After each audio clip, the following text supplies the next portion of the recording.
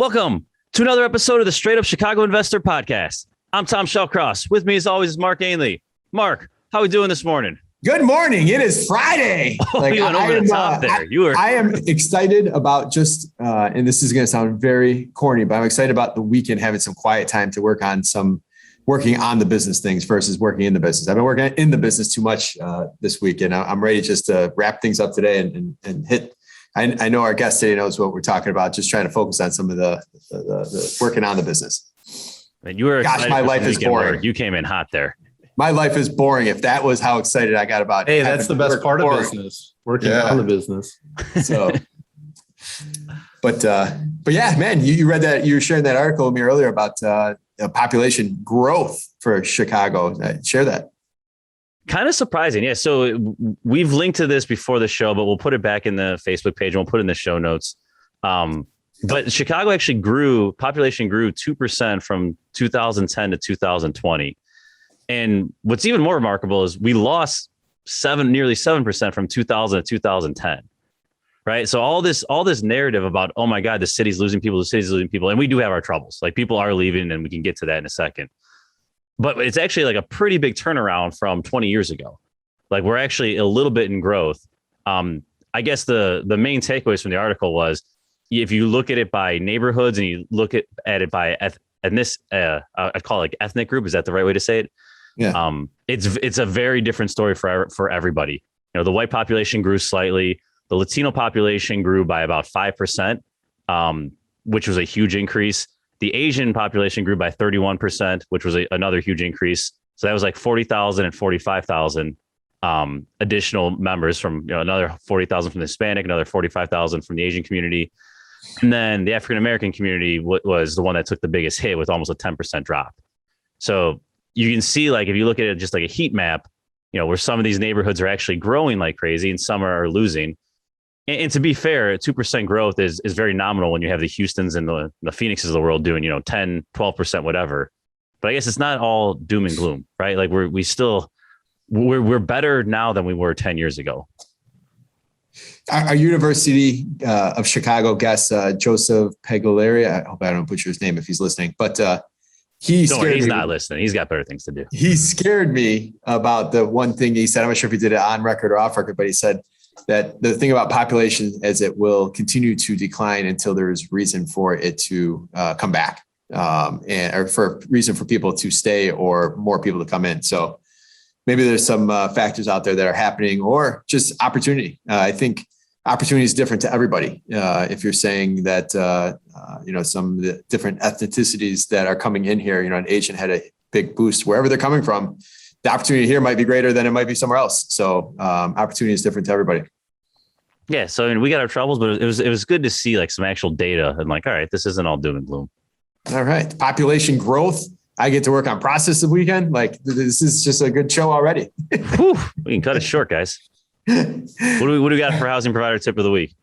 All right. So housing provider tip of the week. So keep this in mind. I think, you hear schools are a big deal when it comes to finding your property. Now, I think when you're buying in C and D class properties, schools are less of a conversation. I think people don't really focus on it as much. But when you get into the C+ or A and B, schools are everything. And it's funny that some of the worst schools are in the better areas are some of the best schools in the worst areas. So just kind of keeping that all in perspective. So now also there's different, sometimes an area might be a C, but it's boosted up to a C+ because it falls within that city as a school district. So Jason and I were talking before, you have Homewood and Flossmoor that have awesome school districts. But then you also have a part of Chicago Heights that goes to those same schools, which, if you're in certain parts of Chicago Heights, you might get advice from me to, run or stay away, or these are the problems you're going to have. But if you're north of a certain area falling into that Flossmoor school district, it's a whole nother ballgame. And there's also opportunity to find these different pockets when it comes to schools you might pay pricing. So I always use the example of like Glendale Heights. There's parts of Glendale Heights that go to Glen Ellen School District, and you pay Glendale Heights pricing, or maybe a little over premium on Glendale Heights, but you're getting the benefit of Glen Ellen school districts. Now, keep this in mind from a renter's perspective. Renters that can't afford to live in Glen Ellen, but they want to do what they can to put their kids in the best schools they can. they'll rent in Glendale Heights and take advantage of that kind of that boundary that you're paying Glendale Heights pricing for. They're paying rent in Glendale Heights. Again, might be a little premium because it's in a part of town that's a little better, but they're not paying the Glen Ellen pricing. So I always keep focused on schools. It's C and D class. I think even when you get into D class, the schools, the conversation starts coming to what schools are, in Chicago. I don't know if you know this, but you have the option of going to the different schools. It's a lot more flexible than in the suburbs where it's like, hey, you live here and you go here. In the city, understanding kind of the diversity of options that you have to go for schools, that's something important. And maybe that's something we talk about on this show at one point or another too. It's probably, maybe we'll get Arnie Duncan on here or something. Yeah, let's do it. But yeah, focus on schools. Or learn about schools at least. So, all right. Today's guest, he's a returning guest. We're starting to get returning guests. Are we running out of people to talk to, or we just have smart friends that we invite back? No, we have a long list of people. We're booked up pretty much through December. We have a lot of people, but we keep going back to the well, though. All right, cool. All right, Jason. We got Jason here today. Jason Marcordes from Landmark Property Manager. He's a property manager. He's an investor. He's grown up in the business. His family, I think he's second generation as far as property management and investing. He is on here today to talk to us about the South and Southwest suburbs. I always tell people when I refer you, Jason, that you kind of cut your teeth in this industry working in the South suburbs and the Southwest suburbs, and you've learned. This is kind of what you grew up learning before you even got into the city neighborhood. So today we're going to talk about some awesome topics we haven't talked about on the show today. So without further ado, we want to welcome Jason Marcordes. Jason, you've been introduced twice now. Anything we're leaving out on either one of these? No, I just want to thank you guys for having me back. Last time we talked about Pilsen, which is my favorite neighborhood in the city of Chicago. A lot of exciting things happening. But today we are talking about Will County, specifically Mokena, Frankfort, New Lenox. This is kind of near and dear to my heart. Very passionate about this area because this is kind of where I was born and raised, spent the majority of my life, and just recently moved from the city back to Frankfort. So. All right. So for Pilsen, the episode that you're on was episode 27. If anyone's, we talked about Pilsen, little village. We went a little into Bridgeport, so Chinatown. So anyone wants to check that out, episode 27 with Jason. Before we start diving into kind of some of the individual areas, just talk about Will County in general. Will County is huge. It literally expands the width of really the Chicago area. Like, how is it different in Will County than it might be in Cook or DuPage, or what's been your experiences? Yeah, Will County is pretty rural, so it's totally different than Cook County. Obviously, Cook County is anchored by the city of Chicago. A lot of positives and negatives with that.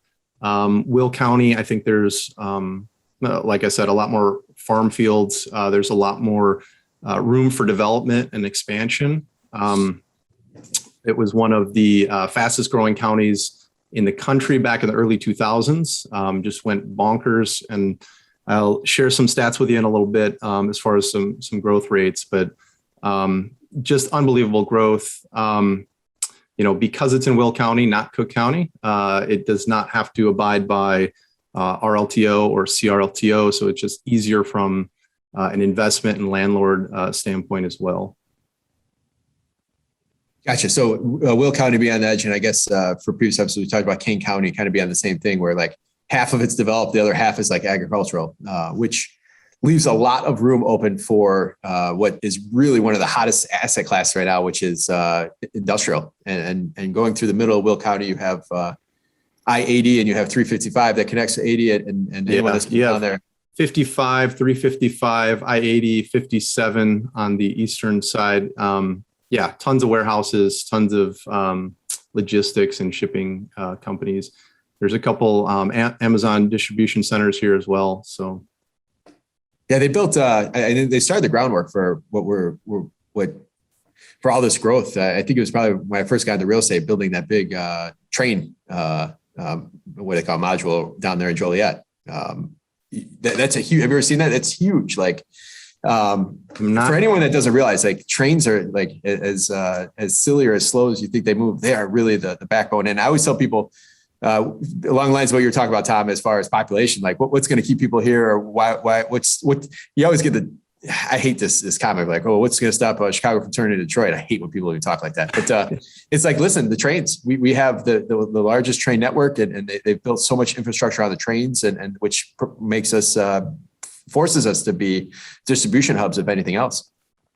So Jason, let's start. Let's focus on a couple of these different villages out here. Let's start with Mokena. Okay. So I know you're close to there. Grew up just next door to it. Talk to for an investor who doesn't know anything about it. What can they expect there? Sure. So Mokena is a little bit smaller than New Lenox and Frankfort. Mokena is roughly 9 square miles, which sounds really, really small when I say that.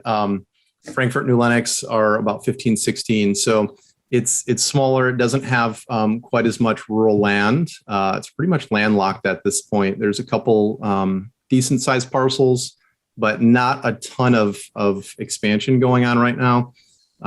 They are working on some density and stuff like that, but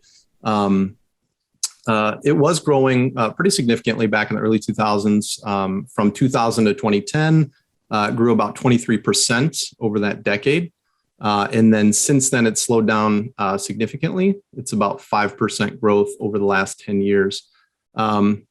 Just for comparison, the national average over that same 10 years is 7.4%. So it's just below that.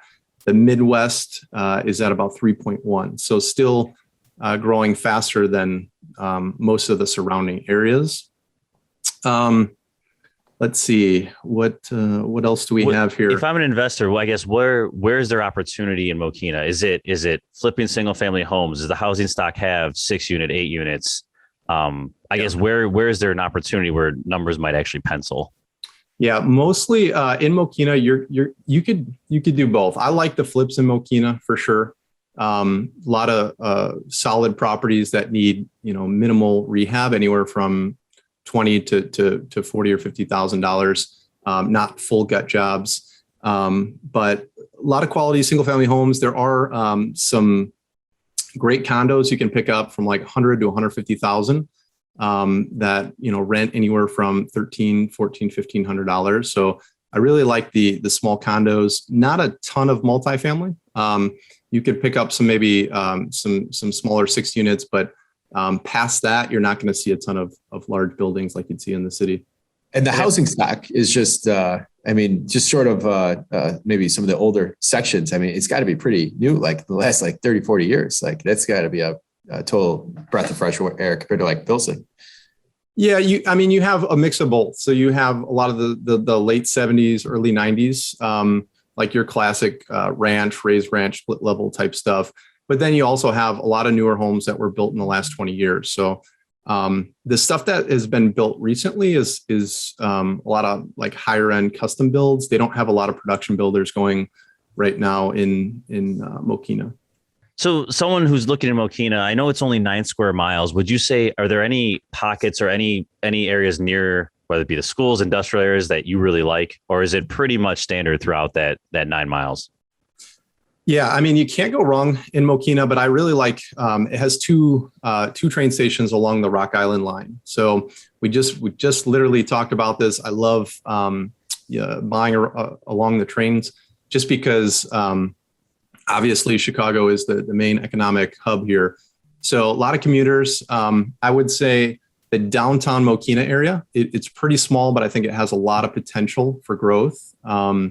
If you go just west of that train station, there is some good potential for some cheaper single family homes on the cheaper end of the market. And then if you go just north of the train station, there's a little pocket of cheaper condos. So I think as long as you stay within like a mile of that train station, you're in good shape.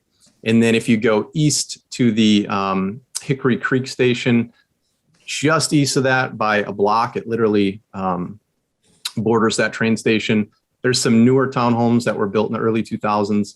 Those are going for like the low 200,000s. I think there's some really good opportunity over there. Scoop up a couple of those. They're in great shape. You paint and carpet and rent those things out for, 1,800, 2,000. Got it. And I'm so used to Chicago taxes. What are the taxes like down there? Because I'm hearing, 200,000, 1,800. And in my head, like in Chicago, I know the taxes will usually blow that out of the water, but are they more reasonable down there? Yeah, I mean, I think so. So a lot of the condos are, around 2,000, $2,000 a year. Your single family home is going to be anywhere from 5 to 6, could be 7,000, depending, maybe some of the higher end stuff. Got it. Cool. Hey, we got a couple more to cover here, but anything else you want to hit on Mokena before we either go east or west here? I just want to reiterate that, again, that downtown area it's a little bit sleepy right now, but I think there's a lot of potential. They did a comprehensive plan back in 2008 just for the downtown area. I know they have some TOD opportunities down there, also some TIF incentives. So that's another play we didn't really talk about is development. Anyone that's into kind of mixed use or similar developments, I would look at that downtown area. Is there the mayor there or any incentives? Do you know of anything else where it's like, hey, people are here trying to make this happen? Like, are people pushing for that development, or is it that sleepiness almost something that, hey, the population likes? It's going to be hard to move forward there. Yeah. So, again, they did their town comprehensive plan, and then they did a secondary comprehensive plan just for that downtown area. So I know they're pushing it. In my opinion, they're not aggressive enough. Out of the three, this is my least favorite as far as the comprehensive plan goes, and the potential for development down there. You know what I've noticed? I don't know if you guys have noticed this, but since the crash, since 2010, you brought it up because this is an area that's ripe, the whole county for like new construction. It has the land, right? You're not seeing any of these massive developments anymore. You see whether it be Cambridge or D.R. Horton or any of these builders, like they literally, their new expertise is coming in, putting no more than like 100 homes and getting out like within a year, and even as small as like 60. So like that's really changed a lot of this, call it Collar County development. Because like my first, the house I bought in 2005, there was 1,100 homes. Like that's literally like 10 projects for D.R. Horton these days. So yeah, absolutely. When I first moved out, my family moved out to New Lenox. She's 25 years ago. It was nothing but farm fields and gravel roads. And there was, early 2000s, there was a tractor in every farm field, getting ready to excavate. And like you said, the developments were 300, 400, 500 homes. You don't see that around here anymore. But I don't know if you guys have been to like St. John recently, Northwest Indiana, man, that like reminds me of exactly what's happening or what happened here, 20 years ago. It's kind of bonkers over there.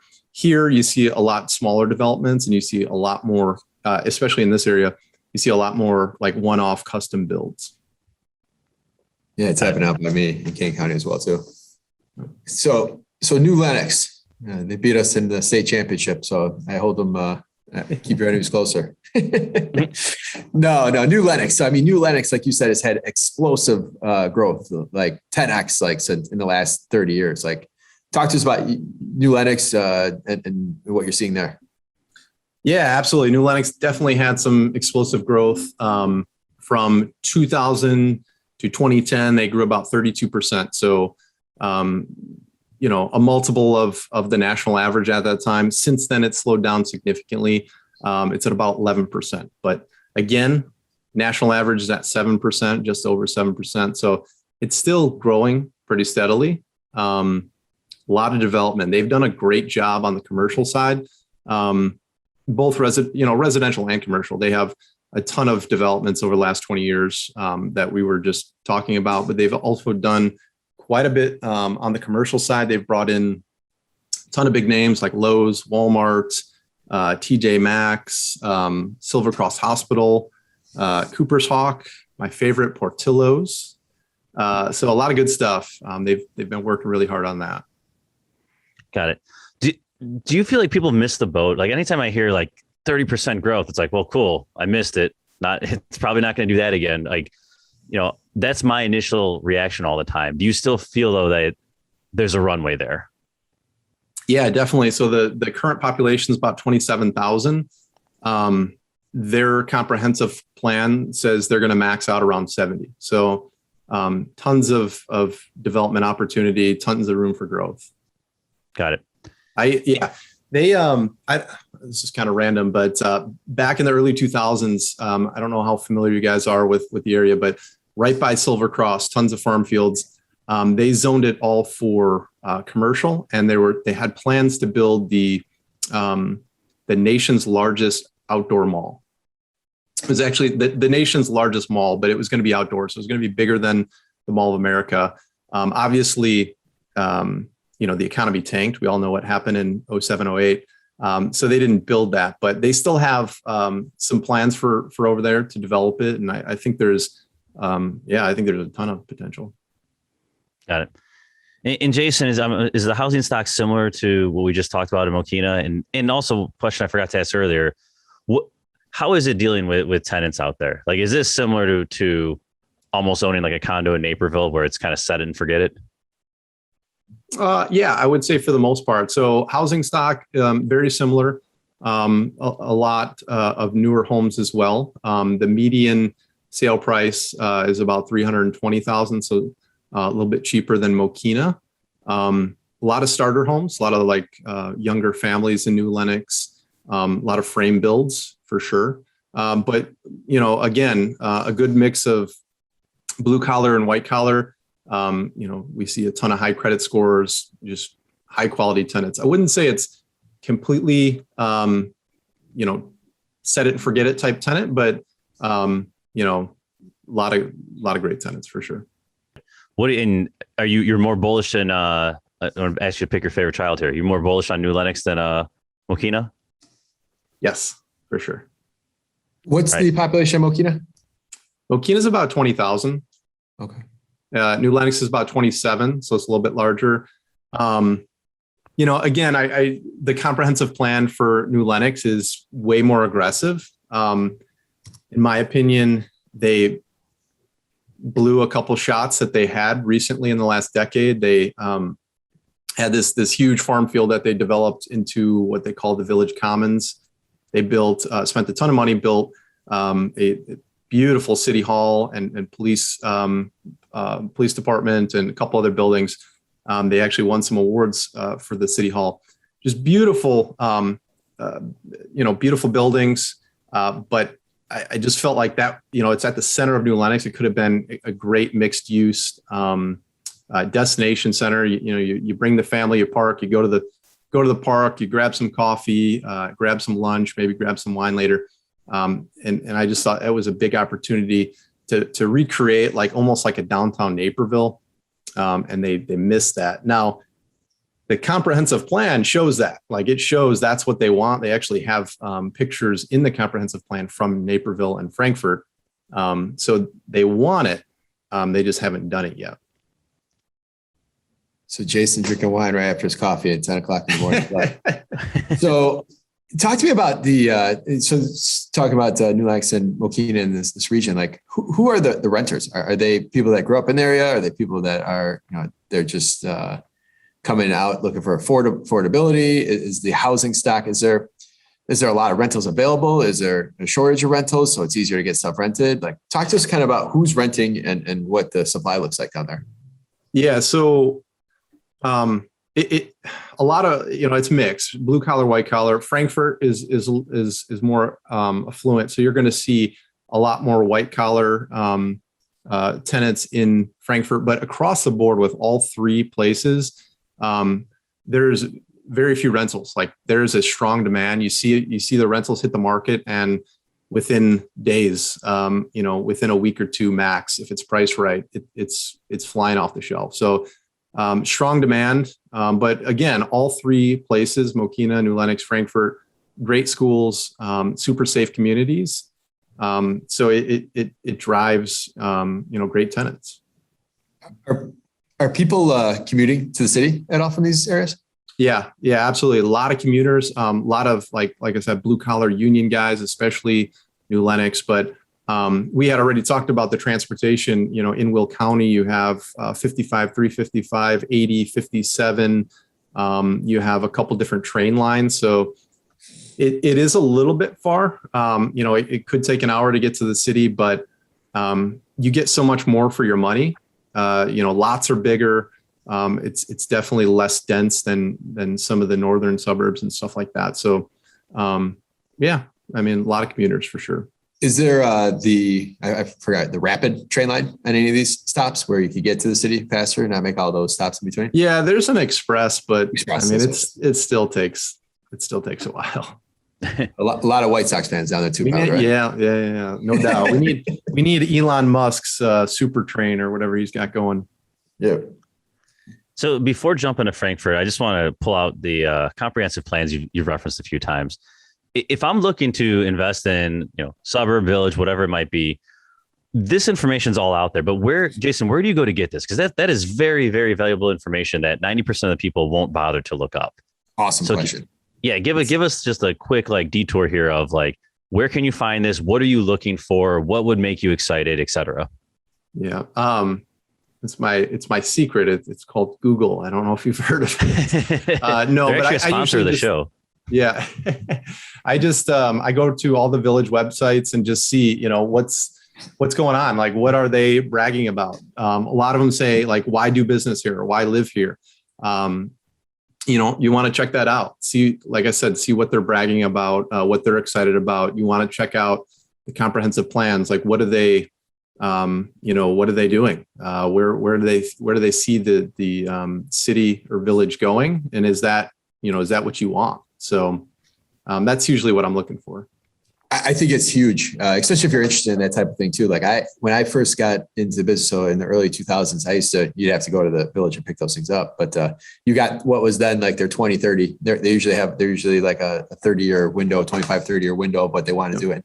What I love is they're all the maps. If you picture the map of the town with the different color codes based on the zoning, and you can learn so much about that town or where they think they're going. And then possibly, for when we bought our building here in Roselle, we looked all around, make sure that, it's going to be potential tear down, or it's just going to be zoned for blank. Are they trying to earmark this for a park 15 years from now? And we're going to lose all our value. So much information on that. Yeah, I'm huge on that. I obviously lived in the city for a while, and I love walkability. I love that energy, having a couple dozen restaurants or bars or shops to go to. And I feel like most of the suburbs kind of fell asleep for, 30, 40, 50 years and kind of let that slip by the wayside. You see places with awesome downtown areas, again, like Naperville. I hate to keep harping on it, but Naperville, Downers Grove, some of the other ones that really nailed it. And look at their property values, look at the appreciation over the last, couple decades. Look at the tenant pool, super low vacancy, super high rents. So that's what I want to see. I want to see that we're heading that way and we're, progressing in the right direction. There's some YouTube guy that I've been watching at night. He's like a city planner. I forgot what it's called, but the one thing that I've really been thinking about a lot is, all these suburbs, suburbs are pretty brand new, only in the last 70 years. And they actually started there in the south suburbs as kind of the first planned ones in Park Forest. But the whole concept was, hey, let's build all these houses. People have a car, and then we'll put a big mall or a bunch of retail, and that will bring people to facilitate together and gather. But now, no, you're not going to go facilitate an Amazon distribution center. Think about where we're going with this. The malls are, even I was at Woodfield a couple weeks ago, and it's still kind of weak, for what it used to be. And I can't see it making it another 20 years. Where are people going to go in that commercial corridor in Schaumburg to truly gather? And now they're starting to fill these places and turn them into, you got this entertainment center here, you got go-karts, and they're trying to do kind of what you're saying, Jason. But that's where I think the suburbs were in this weird middle point where it's hey, we used to have the shopping mall, now we have nothing. And the talk about these. I think it was, it's a product of society, and I think, everything's cyclical. We went in this weird funk for a couple decades where it's just the sprawl. We wanted to get further and further from the city. We wanted bigger lots, bigger houses. We have the little McMansions. You sit at home and watch your TV. And we're kind of on the other end of the cycle now. We want community. We want to see people and interact, and we want new experiences, and we want to eat out, all that stuff. All right, cool. Rolling to Frankfort. You made a mention before, it's more white collar. What makes it more white collar? Is it just higher price points? Like, let's dive into Frankfort now. Yeah, absolutely. Frankfort, I am the most excited about. Spent a lot of time here as a kid. My stepdad was the police chief for about 25 years. So as far as like community, I'm way more involved most of my life in Frankfort. Actually just moved back about a month and a half ago with my wife, bought a house downtown Frankfort. So I am a little biased as well. But Frankfort, out of all of them, had the most explosive growth. So back in 2000, they had about 10,000 people. In 2010, they grew to almost 18,000 people. So 10,000 to 18,000, like they had 75, 80% growth. I had to double check and triple check that stat because I'm like, that is insane over a 10-year period. Since then has significantly cooled off from 2010 to 2020. There's about 14% growth. But again, that's like double the national average. So still growing very fast. Yeah. Where, besides the growth, what else has you excited about Frankfort? Like, are you seeing developments there? Are you seeing what else is making you say, hey, that's out of my three here, I like Frankfort the best? So it all comes down to the downtown area and the village. I've met with the village many times because I'm downtown Frankfort. I'm trying to pick up some property. The city owns everything. So they somehow, and I haven't figured this out yet, they have the right of first refusal on all the downtown properties. So if somebody goes to sell, they have to go to the city first. So they have been buying up these houses. They've been tearing them down and they're just, they're waiting for the right developer. So I talked to the city about a month ago and he said, we're not in the business of making money, but we are in the business of control. So what they want is they want to create that energy. They want mixed use. So I border the biggest lot in Frankfort. It's about a 1.3 acre lot. And selfishly, I'm like, hey, I want to buy that and have a giant yard and then someday develop it. But they will not, they won't let me do it. They want a developer who's going to build a 2 or 3 story building, restaurants on the bottom, either office or residential up top. Again, they're trying to build that destination center, somewhere that people come and they can spend a day. The other thing is they do a great job with activities down here. Down in downtown Frankfort, they have the farmers market every Sunday. They have car shows every Monday. They have a annual fall fest that brings about 300,000 people to the area.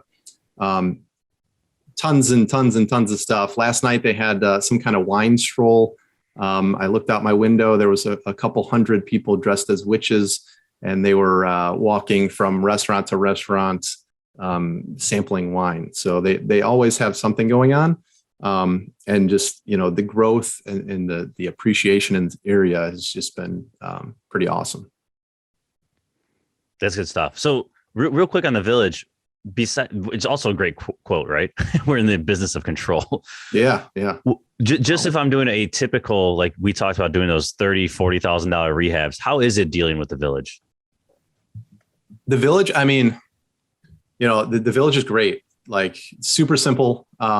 Again, like, you submit a scope of work. Of course, all your contractors have to be licensed, bonded, insured, and registered with the village.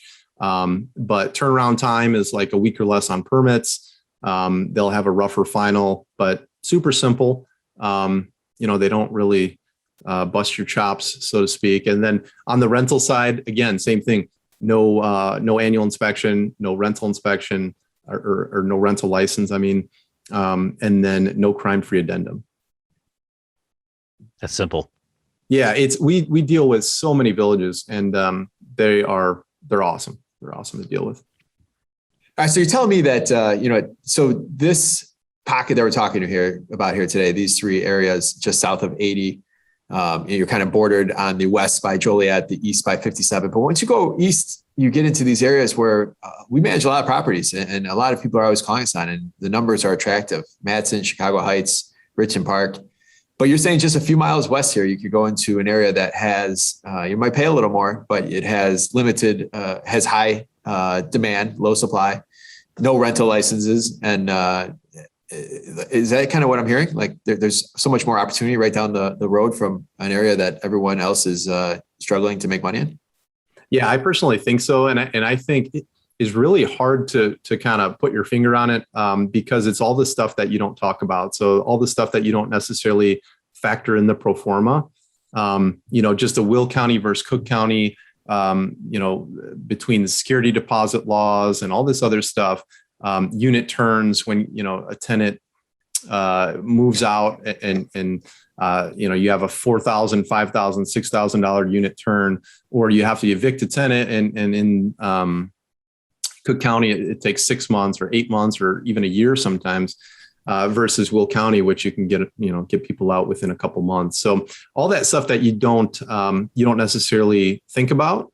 Usually you're thinking about best case scenario, but that's usually not the case when the real numbers come through. So absolutely, I would, I try to push people all the time toward Will County. Most of our investors are from out of state, so they don't even know what Will County is. They really like the numbers and the shiny objects in Cook County, but I have so much faith in Will County. I think it's a better investment over the next 10 to 20, 30 years. So the border for Will County right there in that little pocket that we're talking about is literally Harlem. So when you're coming down Harlem, you could go east to Madison, Chicago Heights, all these investor neighborhoods that people there, all these areas that are attracting investors, and you could go west to these three towns we talked about today. So I mean, when you pull up on a map, it's just so close. Obviously, you pay more. Maybe on paper, your return might be less, but there's some of the peace of mind and just kind of having things run smoother. Yep. One more question. And it's about 15 years ago, someone called me up and asked me if I managed a property in Manhattan. And I said, we will only manage stuff in Illinois. Like I didn't even know this bill existed. And, someone asked me coincidentally a couple weeks ago if we go that far south. But what's happening kind of as you go south of these areas? Obviously, Manhattan runs down 52 and so forth. Like, is there any opportunity as you go further deeper into Will County? Yeah, that's hilarious. My parents moved to Manhattan, I don't know, maybe 10 years ago. And I would tell people, oh, Manhattan. They're like, New York, really? And I, coincidentally, it might have been the same guy. I got a call a month or two ago from a out-of-state guy looking to invest in Manhattan. And I'm like, where the heck did you get that? Like, nobody even knows Manhattan exists. Manhattan's a smaller town, literally one stoplight town, about 8,000 people. Similar story as far as it kind of blew up in the early 2000s. They actually do have some bigger residential developments going on right now. So it is good to see that there's some tractors moving and some homes being built. But I think there's good opportunity. Again, really great tenant base out there. Will County, strong rents, decent property values as far as you can get in at a pretty good rate. The only thing that scares me is like I saw, what my parents paid for their house. And then as I became a realtor and 5-6 years later, I'm selling friends' houses in the same subdivision for 50% the price. Cities or towns like that are that far out, they get hit the hardest usually in any kind of collapse. So that's the only thing that worries me. Like you're not going to have as strong a demand out there, both on the buy or sell side and the tenant side. That's why I like these new Lenox, Mokena, Frankfort, just because it's that much closer to the city.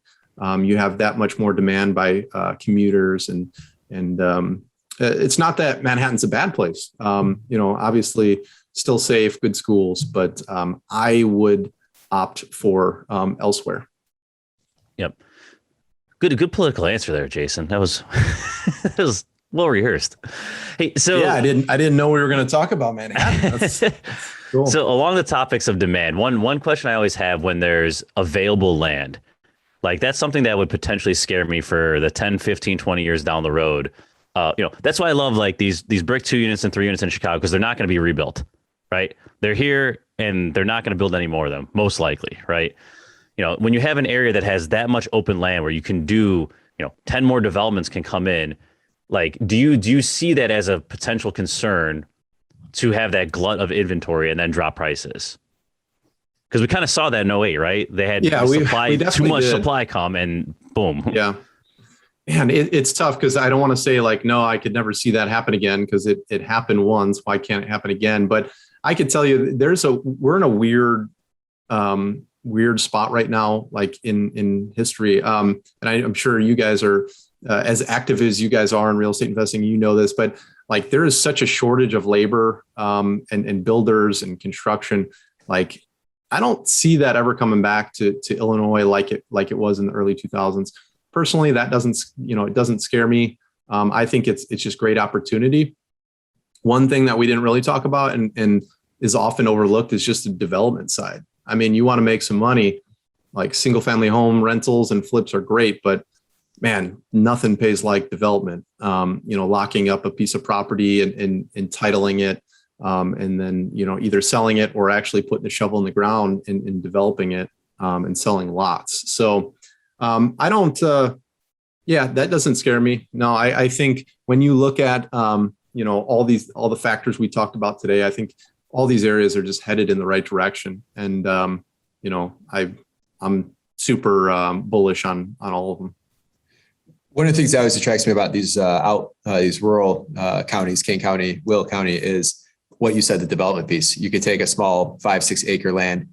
I've always found it very attractive to take a piece of raw land, bring the utilities to it, maybe put a street down the middle, and then sell off the parcels, or just build some of these. It's so darn expensive to build inside of Cook County or kind of the rest of the closer suburbs. So to be able to get away, some of these towns have looser restrictions when it comes to codes, and they don't require sprinklers and all that stuff. So I think there's a lot of opportunity, especially if you're saying there's not as many rentals available to kind of put some rental housing stock at affordable rates. Like I think there's always opportunity in these areas. Yeah, absolutely. And what the most amazing part of that is not actually doing the development, literally just entitling it. You lock it up under contract. You don't even own the property.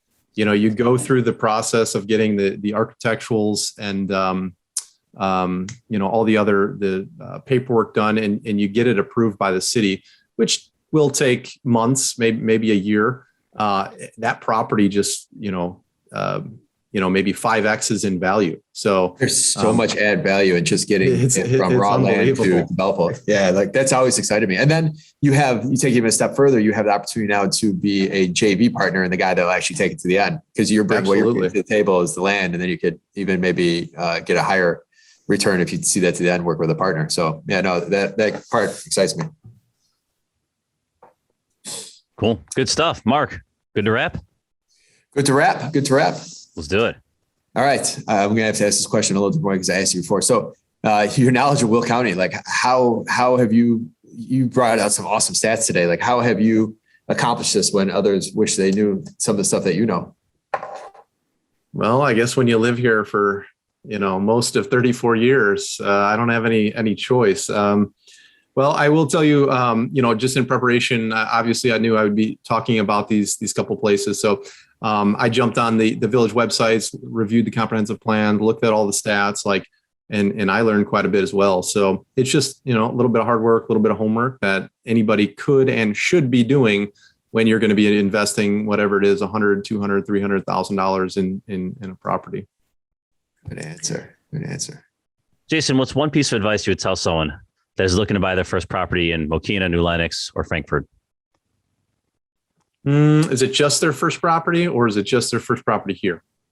Let's be specific. Their first property here. Okay.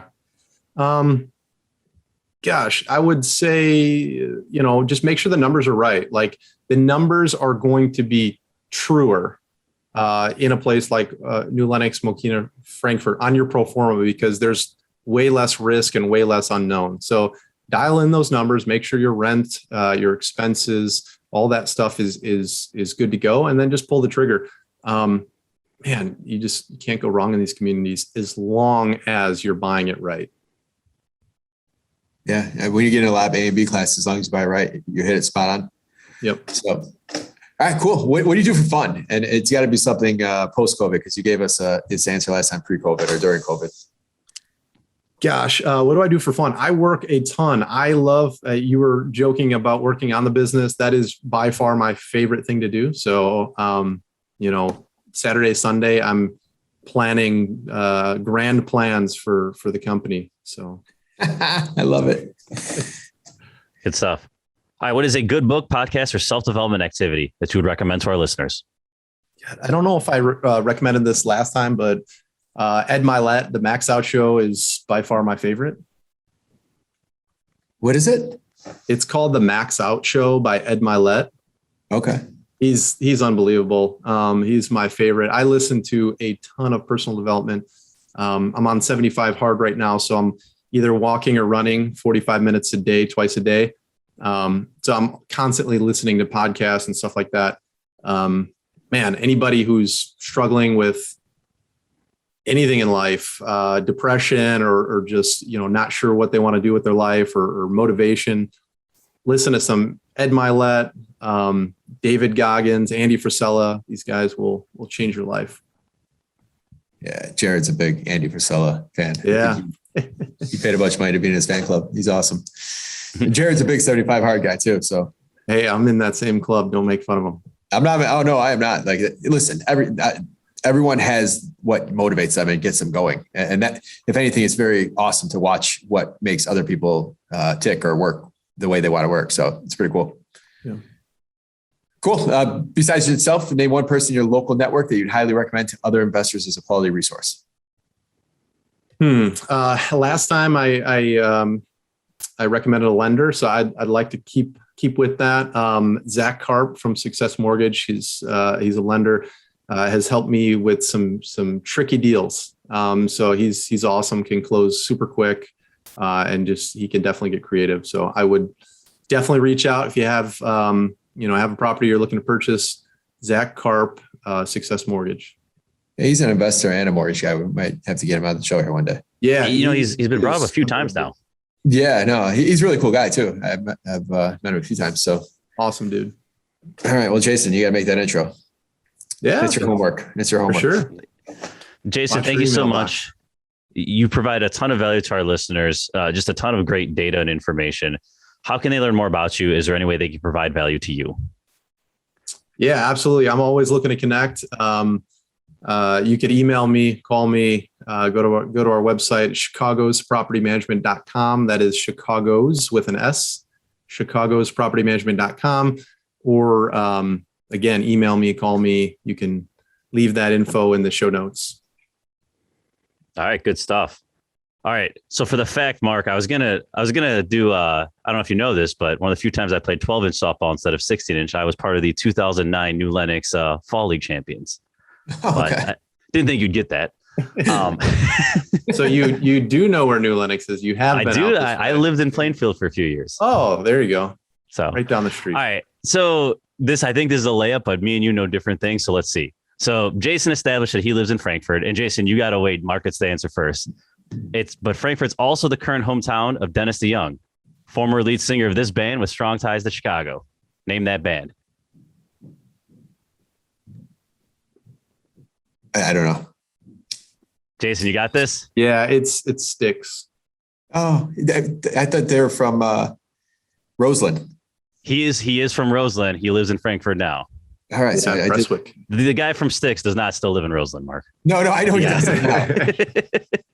He's got a framed duplex on 111th. It's great. If anybody knows 𝗬𝘗𝗶𝗵𝗵𝗵, who does the continuing education out here at Your House Academy, he used to be the manager, the manager for Styx. And that's how I always get these Roseland stories and stories about that. But I guess I didn't match the name to it. So you got me. That was good though. You knew he's from Roseland. Yeah, that was a good trivia question too. So yeah, we did better this time. Good job, guys. The whole show's a success now. Yep. And it's still Friday. So Tom, thank you for the show as always. Jason, thank you for coming back and being willing to share all your knowledge. Audience, listeners, I have one request. You have homework. When you hang up, refer this to a friend that's not listened to the show already. I meant to start the episode with that today, but I'm going to end it and we'll start the next one with that. Please, your homework this weekend is to refer us to a friend to expand other people we can bring value to. Tom, anything to add? A lot of homework. Yeah, homework. So, all right, Tom, thank you. Jason, thank you. And we'll see you soon. Thanks, guys. Thanks all.